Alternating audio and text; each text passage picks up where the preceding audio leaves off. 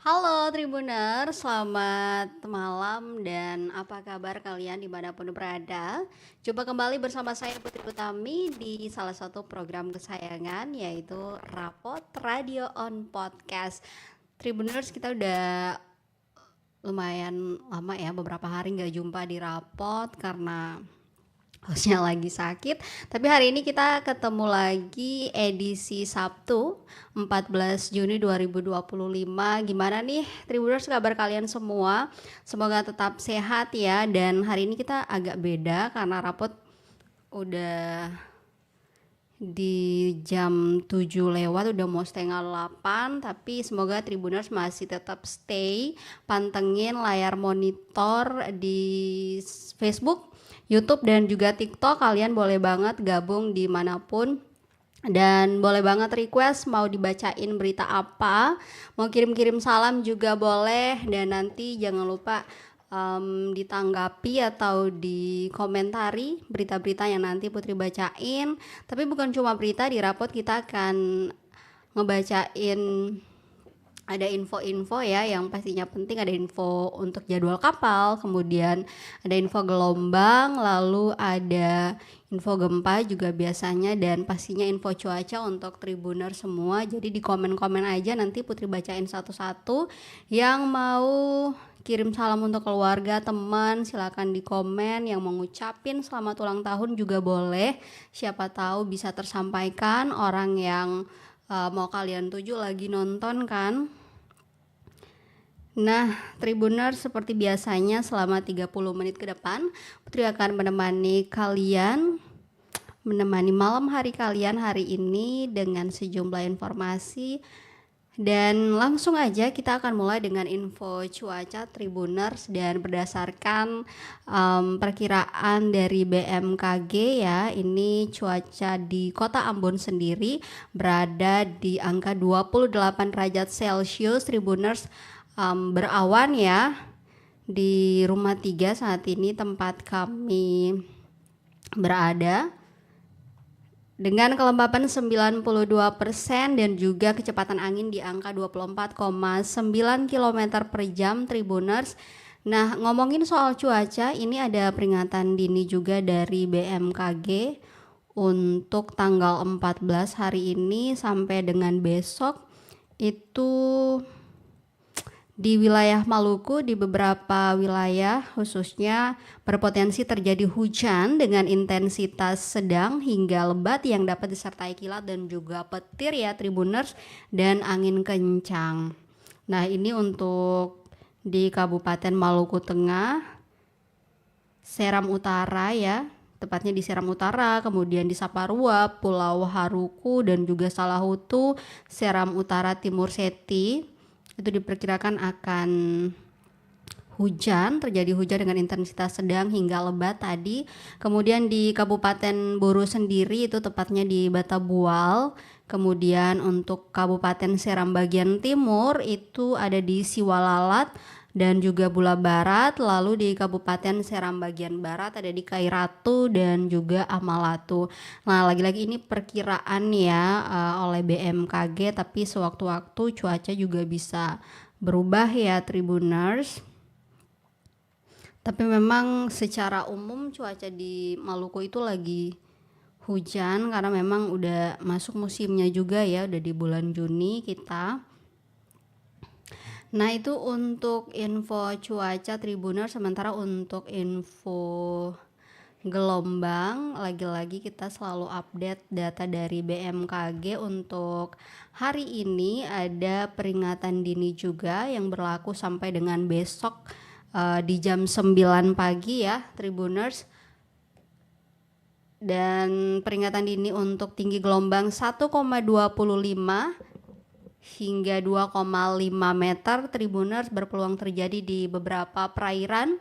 Yang pertama di perairan utara Pulau Buru, kemudian perairan selatan Pulau Buru, lalu di perairan Ambon Lease, perairan selatan Maluku Tengah, perairan Seram bagian timur, perairan Seram bagian timur untuk di Pulau Gorong, lalu juga di perairan Kepulauan Banda Neira, Laut Banda, perairan Kai, perairan utara Kepulauan Aru, perairan selatan Kepulauan Aru, perairan barat Kepulauan Tanimbar, kemudian perairan timur Kepulauan Tanimbar, perairan Babar, perairan Sermata, perairan Leti, dan juga perairan Wetar serta Laut Arafuru. Ini cukup banyak ya perairan-perairan yang menjadi peringatan dini dari BMKG. Nah, untuk saran keselamatan pastinya untuk perahu nelayan ya Tribuners, itu apabila kecepatan angin lebih dari 15 knot dan tinggi gelombang di atas 1,25 meter. Sementara untuk kapal tongkang apabila kecepatan anginnya lebih dari 16 knot dan tinggi gelombang di atas 1,5 meter. Nah, untuk pola anginnya sendiri Tribuners di wilayah Maluku itu umumnya bergerak dari timur hingga tenggara dengan kecepatan angin berkisar antara 8 sampai dengan 25 knot. Dan kecepatan angin tertinggi terpantau di perairan utara Pulau Buru, kemudian perairan selatan Pulau Buru, perairan selatan Seram bagian timur khususnya di Pulau Gorom, lalu di Laut Banda, perairan Babar, perairan Kepulauan Tanimbar, perairan Kepulauan Kai, perairan Kepulauan Aru, dan juga Laut Arafuru.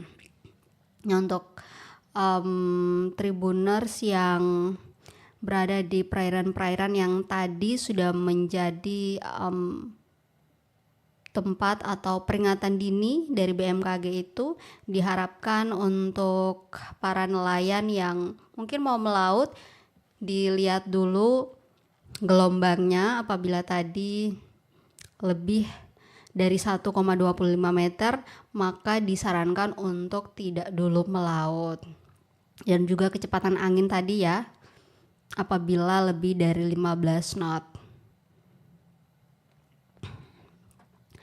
Nah, itu untuk info gelombang Tribuners. Sementara untuk info gempa per hari ini itu tidak ada rilis dari BMKG, jadi kita skip untuk info gempa.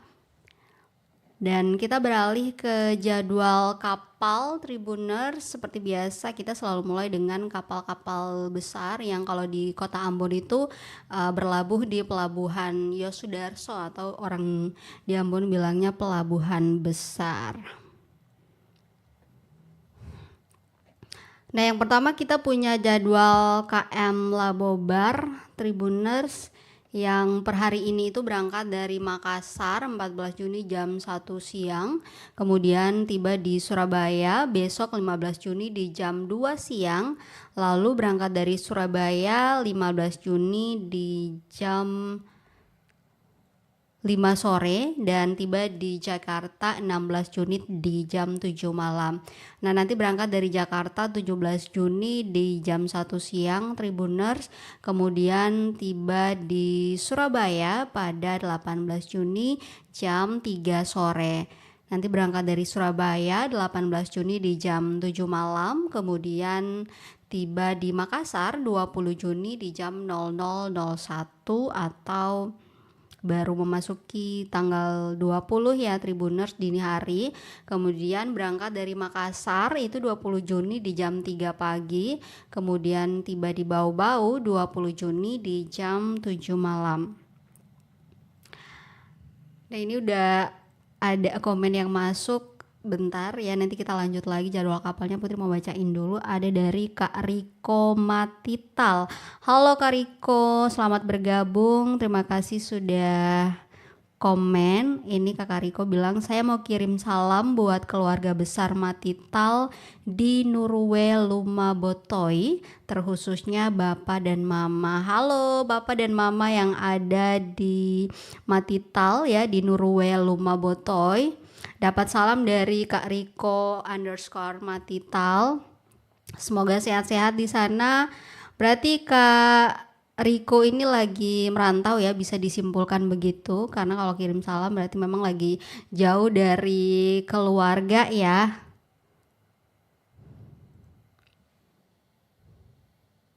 Terima kasih sudah komen Kak Riko. Nanti kita bacain lagi kalau ada komen yang masuk. Kita next, tadi udah sampai di mana? Nah, jadwal kapal KM Labobar. di tanggal 20 ya tiba di Makassar pada pukul 00.01, kemudian nanti berangkat dari Makassar 20 Juni di jam 3 pagi, lalu tiba di Bau-Bau Tribuners 20 Juni di jam 7 malam. Nah, kita sampai di tanggal 20 dulu, nanti kita update lagi per hari Selasa ya Tribuners di rapot tentunya. Kita bergeser ke jadwal kapal selanjutnya.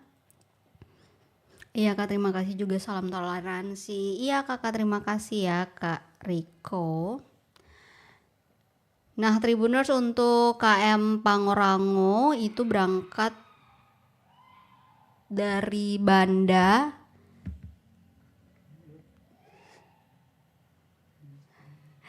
Tribuners, KM Pangrango berangkat dari Banda itu 14 Juni tadi di jam 8 pagi, kemudian akan tiba di Ambon sebentar ya jam 10 malam, lalu berangkat dari Ambon besok 15 Juni di jam 5 sore dan baru tiba di Banda pada 16 Juni di jam 7 pagi.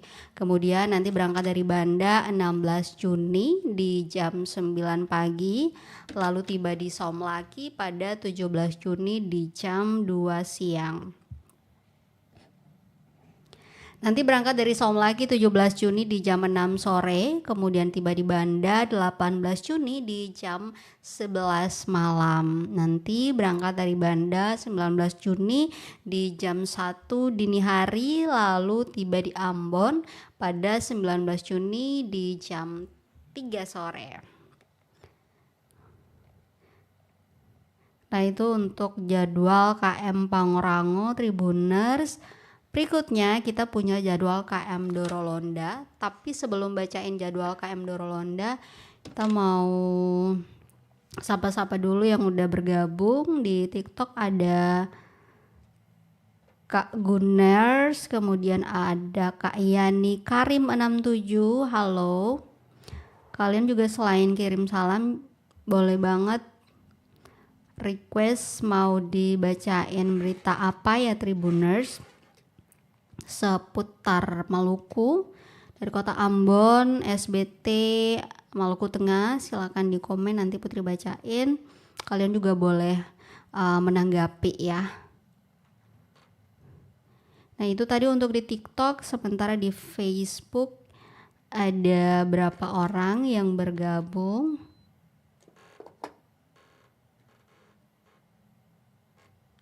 Ada 16 orang, lumayan ya.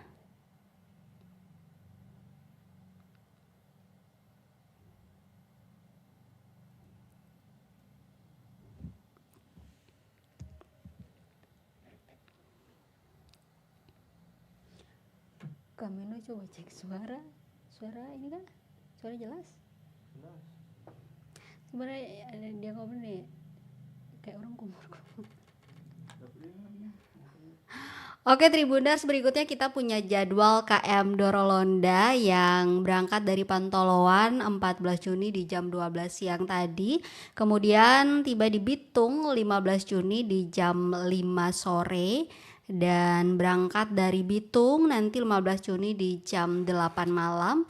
Lalu tiba di Ternate 16 Juni di jam 6 pagi.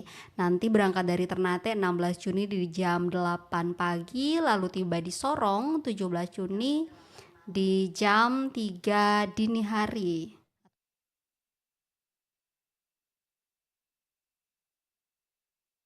Dan berangkat dari Sorong 17 Juni di jam 6 pagi. Lalu tiba di Manokwari 17 Juni di jam 7 malam.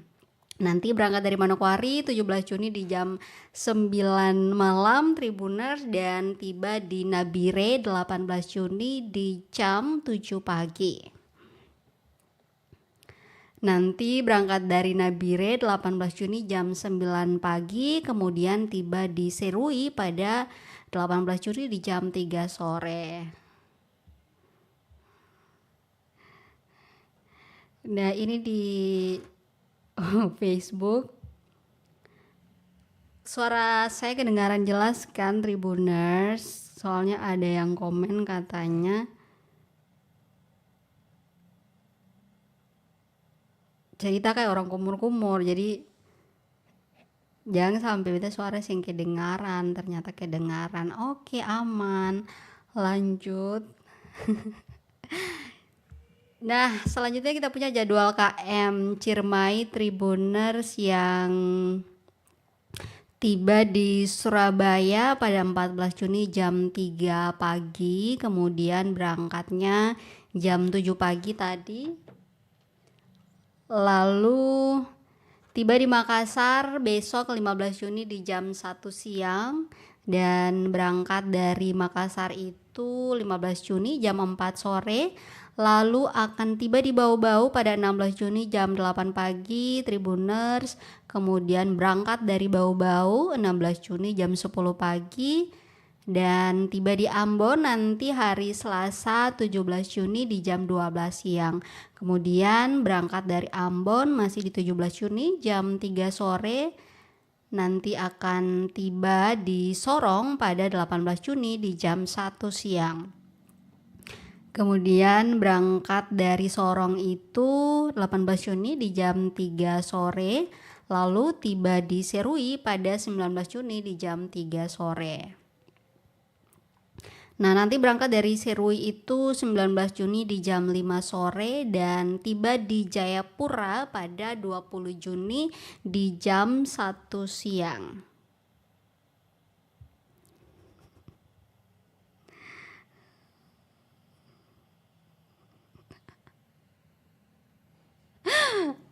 Oke, Tribuners.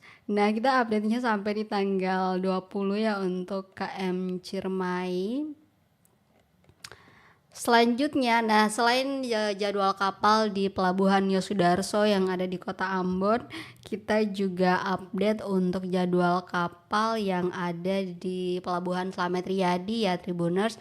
Nah, untuk hari Sabtu itu ada kapal ke Buru atau ke Namlea, itu ada kapal cepat Cantika Lestari yang berangkat pada pukul 9 malam Tribuners. Lalu juga ada kapal ke Buru Selatan, tapi untuk kapal ke Buru Selatan dari Kota Ambon itu ada Cantika Lestari 5E tapi hanya ada di hari Senin dan juga Kamis dengan rute Ambon, Ambalau, Namrole dan juga Leksula. Berangkatnya itu di jam 9 malam ya Tribuners.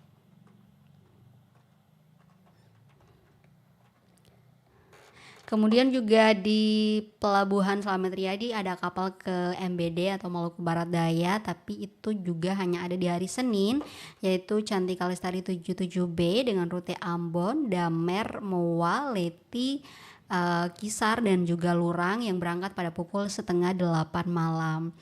Lalu ada kapal ke Maluku Utara itu hari Selasa, ada kapal Barcelona 1 yang berangkat pukul 6 sore dengan rute Ambon, Sanana, Ternate, Jailolo dan juga Manado. Sementara hari Rabu itu ada KM Permata Obi yang berangkat 6:30 Tribuners dengan rute juga sama Ambon, Sanana, Ternate, Jailolo dan juga Manado. Lalu untuk hari Selasa juga di jam 12 siang itu ada kapal Cantika Lestari 10C yang melayani rute Ambon, Buano, Kobi Sadar dan juga Weda yang berangkat pukul 12 siang ya. Dan nah untuk kalian yang mau ke Pulau Buru atau Namlea juga Tribuners selain bisa menggunakan kapal cepat yang ada di Pelabuhan Yosudarso, ada juga kapal feri di Pelabuhan Penyeberangan Galala menuju Namlea setiap hari itu ada dan berangkatnya pada pukul 8 malam. Lalu untuk kalian yang mau ke Maluku Tengah itu ada kapal cepat dari Pelabuhan Penyeberangan Tulehu menuju Mahai. Kemudian juga masih dari Tulehu ada feri ya menuju Kota Masohi yang berangkat pada pukul 8 pagi ya Tribuners.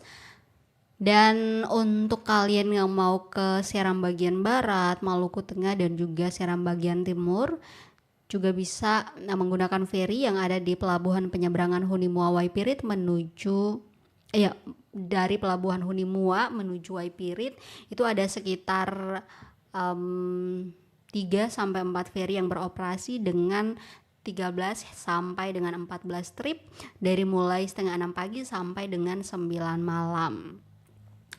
Seperti itu Tribuners untuk jadwal kapal. Selanjutnya kita mau bacain berita.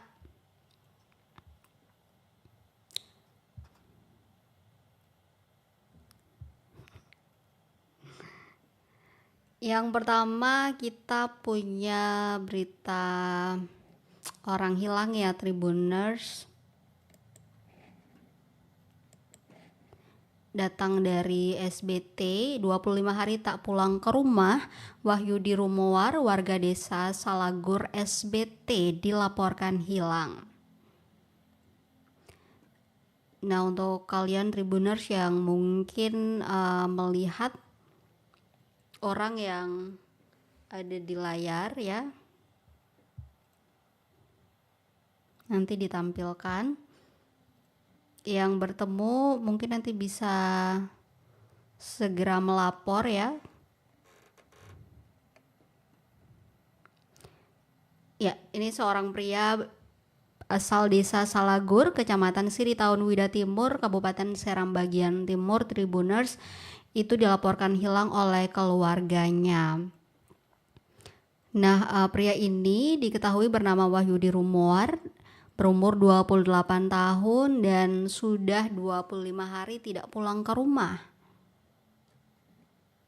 Berdasarkan keterangan dari pihak keluarga, Wahyudi ini terakhir kali keluar meninggalkan rumah itu pada hari Minggu tanggal 18 Mei sekitar pukul 10 pagi. Namun hingga saat ini Wahyudi ini belum juga ditemukan atau belum juga pulang. Bahkan tidak ada kabar sama sekali. Nah, karena merasa cemas, pihak keluarga langsung melaporkan ke SPKT Polres SBT pada hari Kamis lalu Tribuners.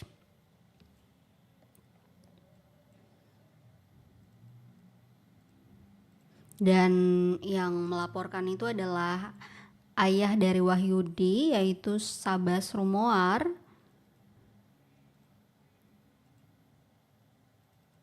Yang mengaku bahwa sebelum melaporkan ke pihak kepolisian, dirinya dan juga keluarga itu sudah melakukan berbagai upaya pencarian dengan menghubungi kerabat hingga orang-orang terdekat, namun tidak membuahkan hasil. Jadi untuk Tribuners yang mungkin ketemu korban yang tertera di layar, dimanapun bisa langsung segera melapor ke pihak kepolisian atau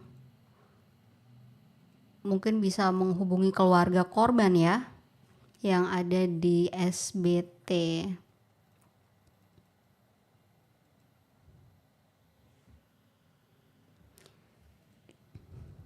Dan katanya nomor handphone milik korban juga setelah dihubungi itu tidak aktif hingga saat ini Tribuners.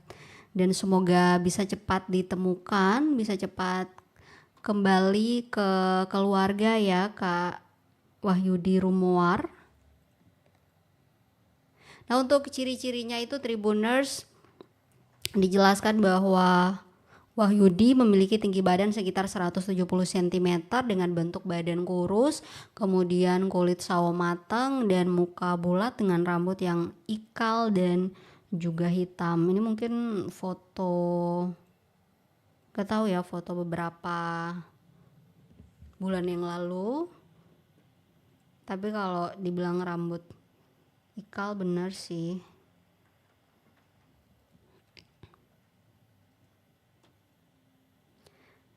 Dan saat pertama keluar dari rumah itu katanya si korban mengenakan celana levis panjang dan juga sweater hitam.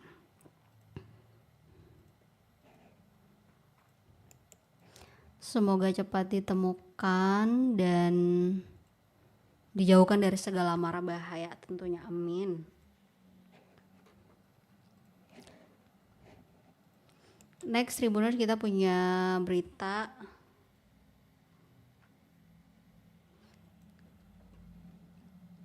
Nah, ini nih Jadi imbauan nih untuk kalian Tribuners yang ada di kota Ambon. Operasi Simpatik Salawaku 2025, Polresta Ambon utamakan pendekatan humanis. Ya, Satuan Lalu Lintas atau Satlantas Polresta Pulau Ambon dan Pulau-Pulau Lease Tribuners itu menggelar operasi Simpatik Salawaku 2025. Dan operasi ini berlangsung hingga nanti ya 22 Juni 2025 dan menyasar 7 jenis pelanggaran lalu lintas kasat mata yang sering terjadi di jalan raya.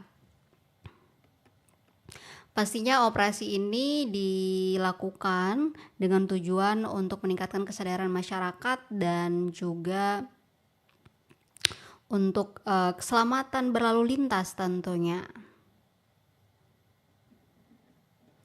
Nah, ini dikatakan oleh Kasat Lantas Polresta Pulau Ambon, AKP M. Ainul Yakin, bahwa dalam pelaksanaannya aparat mengutamakan imbauan dan tilang teguran bagi pengendara yang kedapatan melanggar.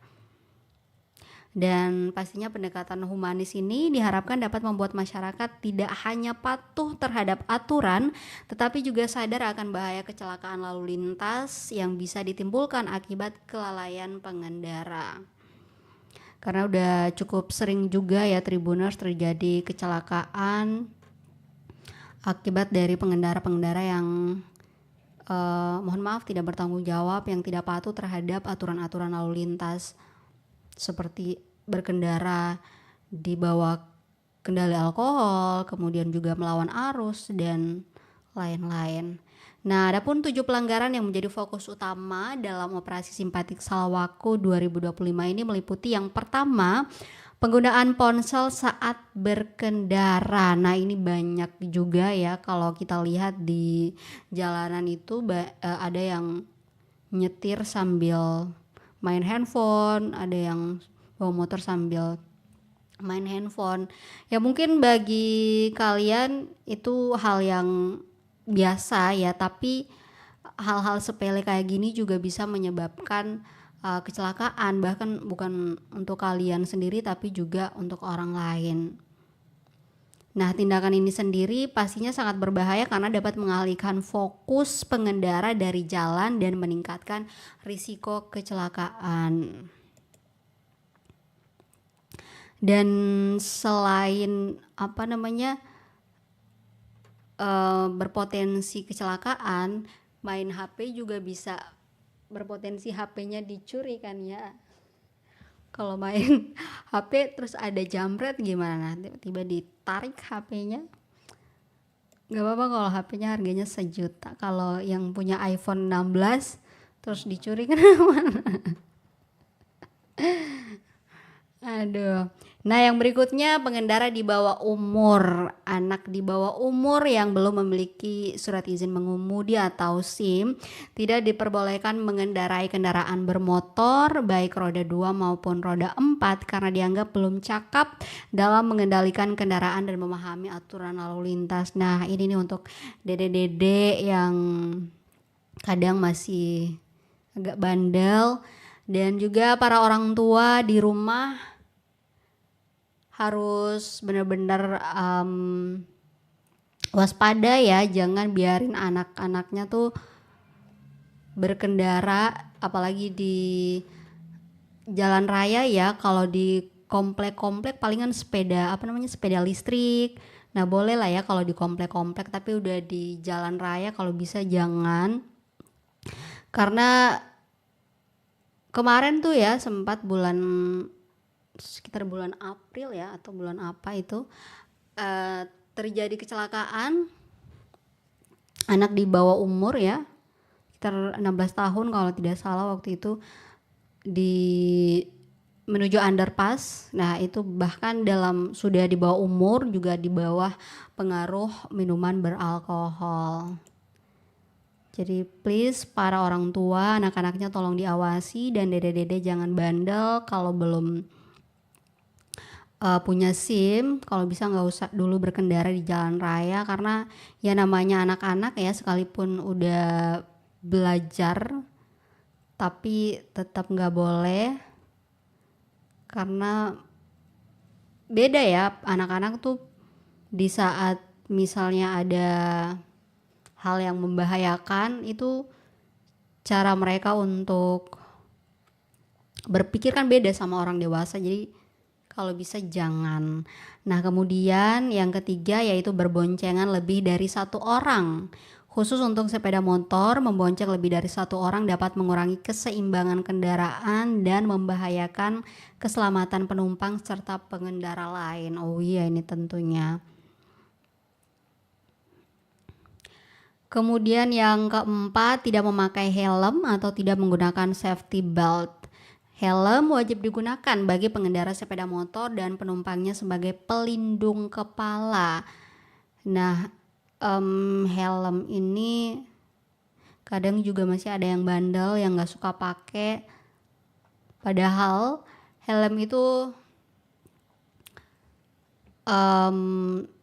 merupakan salah satu safety yang benar-benar harus digunakan ya, karena amit-amit kalau terjadi kecelakaan, kepala itu kan sangat rentan. Jadi kalau ada helm paling tidak kalaupun kecelakaan bisa meminimalisasi atau meminimalisir bahaya tadi.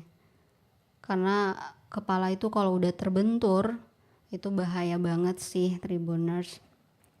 Nah sementara untuk sabuk pengaman atau safety belt wajib digunakan bagi pengendara dan penumpang mobil untuk mencegah cedera fatal saat terjadi benturan. Ya karena kalau yang menggunakan safety belt sama yang tidak menggunakan safety belt, kalau terjadi kecelakaan amit-amit itu pasti akan beda. Karena kalau menggunakan safety belt kan pasti kayak kalaupun mobilnya terhempas itu kitanya nggak kebentur, begitu kan Kak Bendo?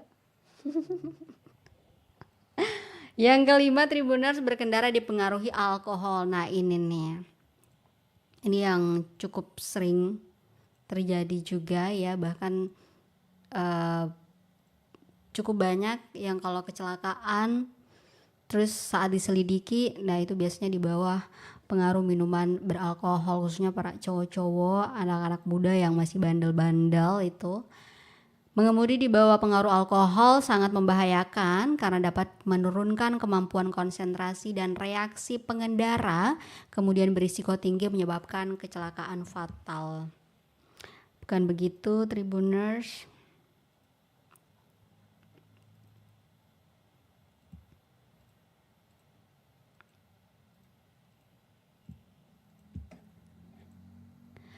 Oke, next yang keenam, ini berkendara melawan arus lalu lintas.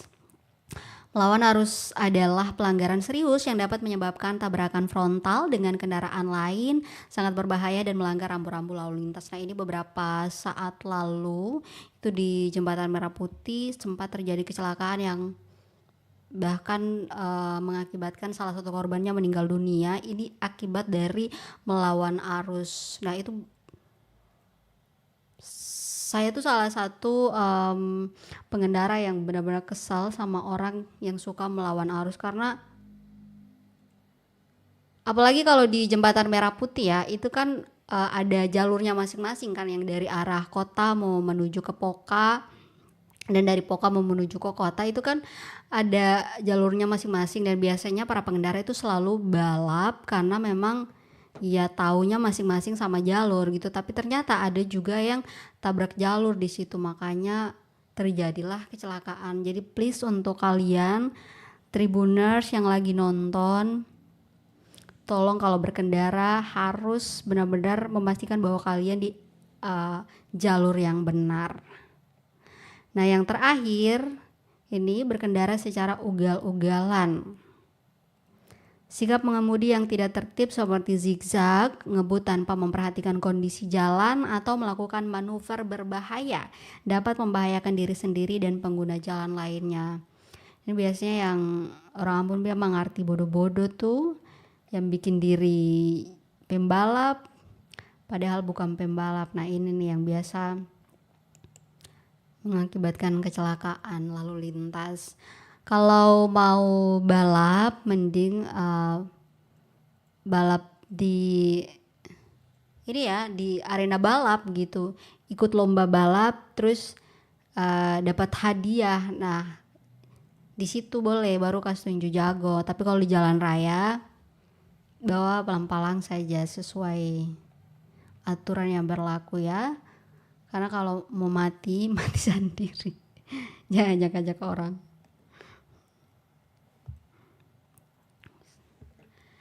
Nah, Tribuners diharapkan dengan adanya operasi simpatik Salawaku 2025 ini, angka pelanggaran dan juga kecelakaan lalu lintas di wilayah hukum Polresta Pulau Ambon dan Pulau-Pulau Lease dapat menurun signifikan. Ya, tentunya ya aparat kepolisian melakukan operasi seperti ini sudah pasti dengan harapan tersebut ya. Karena dalam beberapa bulan terakhir saja sudah beberapa kali terjadi kecelakaan lalu lintas dan penyebabnya tuh macam-macam. Ada yang dipengaruhi minuman beralkohol, ada juga yang melawan arus. Dan ini juga mungkin tambahan ya untuk para pengguna truk-truk besar yang mungkin mau melintas, apalagi mau menaiki tanjakan atau turun dari tanjakan, itu kalau bisa dipastikan dulu kendaraannya dalam keadaan prima, seperti remnya dicek dulu apakah berfungsi dengan baik. Jangan sampai terjadi hal-hal yang tidak diinginkan. Biasanya itu kan terjadi remblong ya untuk beberapa kasus dalam beberapa bulan terakhir kita lihat.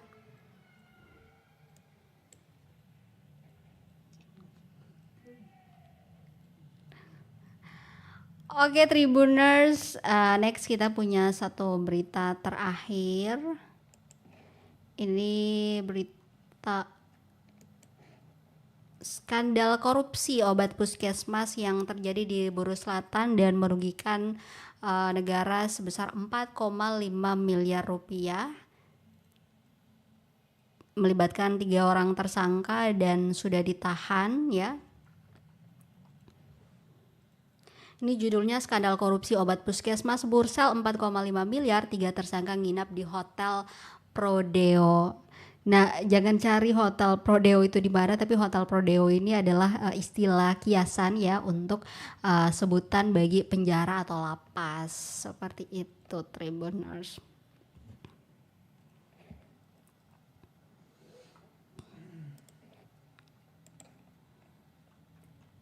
Nah, 3 orang tersangka ini Tribuners sebelumnya dipercaya untuk memastikan layanan kesehatan berjalan maksimal untuk puskesmas pada Dinas Kesehatan Kabupaten Buru Selatan. Justru kini terjerat kasus dugaan korupsi yang merugikan negara hingga miliaran rupiah. Dan mereka itu adalah yang pertama pejabat pembuat komitmen atau PPK berinisial HP, kemudian pelaksana pekerjaan berinisial I, dan Direktur PT Maju Makmur Putra sebagai penyedia barang berinisial RKP. Nah, ketiganya kini Tribuners mendekam di rumah tahanan Polres Buru Selatan usai ditetapkan sebagai tersangka oleh penyidik Satuan Reskrim Polres Buru dan tidak tanggung-tanggung. Ketiga tersangka ini terancam hukuman maksimal 20 tahun penjara. Hal tersebut sebagaimana dimaksud dalam pasal yang disangkakan, yakni pasal 2 ayat 1 Undang-Undang Nomor 31 Tahun 1999 junto Undang-Undang Nomor 20 Tahun 2001 tentang tindak pidana korupsi dengan ancaman hukuman paling singkat 4 tahun dan paling lama 20 tahun penjara dengan denda paling sedikit 200 juta rupiah dan paling banyak 1 miliar rupiah. Ini selain itu juga pasal yang dikenakan yaitu pasal 3 Undang-Undang Nomor 31 Tahun 1999 junto Undang-Undang Nomor 20 Tahun 2001 tentang TPK dengan ancaman hukuman paling singkat 1 tahun dan paling lama 20 tahun penjara dengan denda paling sedikit 50 juta dan paling banyak 1 miliar rupiah.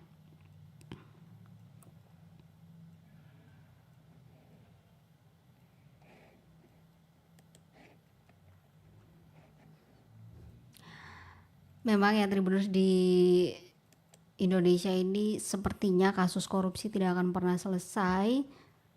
Jadi mati satu tumbuh 1000 ya, satu kasus korupsi selesai akan bermunculan lagi kasus korupsi lainnya. Jadi telinga kita harus kebal ya dengarnya biar nggak bikin emosi.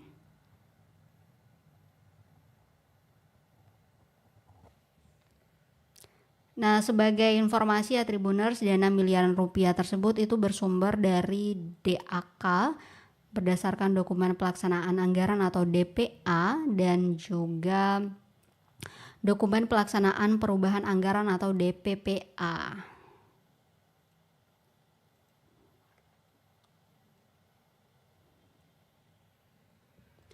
Nah, ini juga ya semoga bisa jadi peringatan untuk para calon-calon koruptor yang mungkin ada punya niatan untuk korupsi dana seperti ini ya, dana desa, dana hibah dan lain sebagainya. Semoga ada ada semacam kesadaran begitu. Kenapa ya harus korupsi? Apakah gaji kalian tidak cukup, wahai para pejabat dan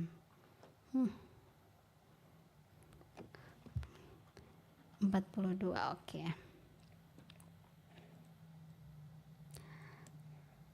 Kita sebagai rakyat biasa mungkin bisa mendoakan aja ya, semoga para pemimpin-pemimpin kita diberikan hati yang baik, dijauhkan dari sifat-sifat buruk, dijauhkan dari niat untuk korupsi ya Tribuners, karena sakit hati selalu yang dibaca tuh pasti saja ada berita korupsi. Nggak di nasional, nggak di pusat, di provinsi, di desa-desa seperti ini.